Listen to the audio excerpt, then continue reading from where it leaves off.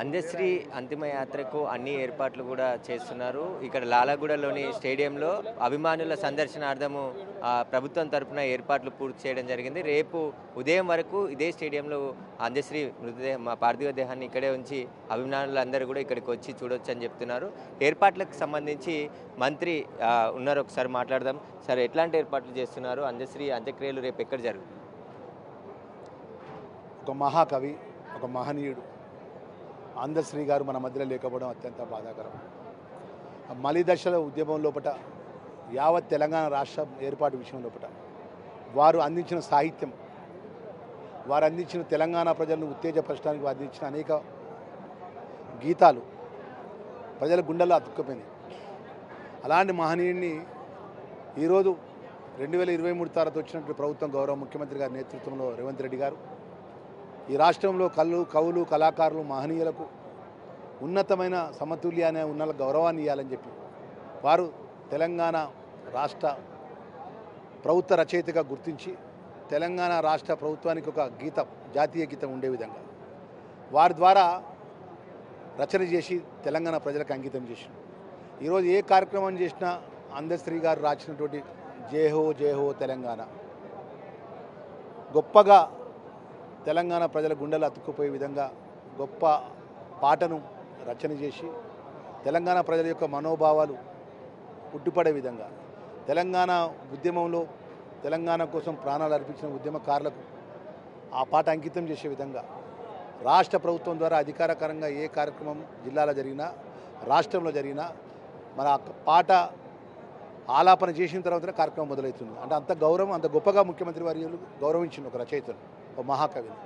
వారికి ₹1 కోటి నగదుగా తెలుగు తల్లి విగ్రహం రోజు ఇవ్వడం జరిగింది. ఆ కుటుంబాన్ని అన్ని విధాలా కూడా ఆదుకునే విధంగా ప్రభుత్వం అండగా ఉన్న సందర్భంలో పూట ఈరోజు ఉదయం వారు చనిపోవడం ప్రభుత్వ పరంగా మేము అందరం కూడా దిగ్బంధం చెందాం. ముఖ్యమంత్రి కూడా అత్యంత ఆవేదన పడ్డాడు. రేపు రాష్ట్ర ముఖ్యమంత్రి గారు స్వయాన రేపు ఉదయం 9 గంటలకు ఇక్కడి నుంచి ఈ యొక్క శ్రీ అందశ్రీ గారి యొక్క చివరి వేడుకల్లో వాళ్ళు పాల్గొనడం జరుగుతుంది. ప్రభుత్వం లాంఛన పరంగా, అంటే ప్రభుత్వ లాంఛన పరంగా గొప్పగా అంత్యక్రియ కార్యక్రమాలు కూడా జిల్లాకు సంబంధించిన స్పెషల్ సిఎస్ గారు, రాష్ట్ర సిఎస్ గారు, జిల్లా కలెక్టర్ గారు అధికారులు నిర్వహణ చేస్తారు ముఖ్యమంత్రి గారు ఆదేశంతో అని చెప్పి మంత్రి గారిని మనవి చేసుకుంటూ తెలంగాణలో ఉన్న అన్ని వర్గాల ప్రజలు కూడా అజాతశత్రువు వారు ఎవరంటే గొప్పగా అన్ని వర్గాలను కూడా దగ్గరగా హక్కుగా చేసుకున్నటువంటి మహాకవి. వరకు ఒక వ్యక్తికి అనుకూలంగా ఎప్పుడు మాట్లాడే వ్యక్తి కాదు, ప్రజలకు అనుకూలంగా, పేద ప్రజాలికాలకు, బడుగు వర్గాలకు ఎక్కడైతే ప్రజలకు కష్టం వస్తుందో ఒక పాట పరంగా రచన చేసి ఆ ప్రజల గుండెలో అతుక్కుపోయే విధంగా ఆ ఆవేదనను ఆ పాట ద్వారా తెలియజేసే మహనీయుడు మా మధ్యలో లేకపోవడం ఒక మంత్రిగా మేము అత్యంత, ఎందుకంటే ఒక దళిత వర్గానికి చెందినవాడు,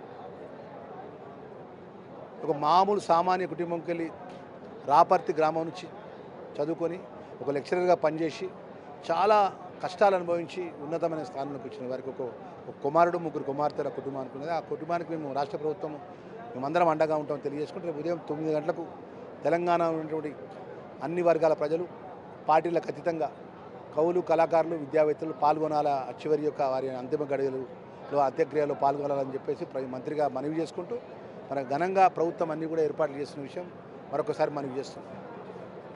రేపు ఉదయం 9 గంటలకి అంతిమయాత్ర ప్రారంభమవుతుందని చెప్తున్నారు. సీఎం రేపే ఇక్కడికి వచ్చి ఈ వీడికి ఏదైతే చివరి సంబంధించిన అంతిమ సంస్కారాలు ఉన్నాయో ప్రభుత్వం తరపున జిల్లా కలెక్టరు, ప్రభుత్వ అధికారులందరూ కూడా పర్యవేక్షణలో ప్రభుత్వ అధికారిక లాంఛనాలతో అందశ్రీకి అంత్యక్రియలు నిర్వహిస్తామని చెప్పేసి కూడా మంత్రి అడ్లూరి లక్ష్మణ్ చెప్తున్నారు.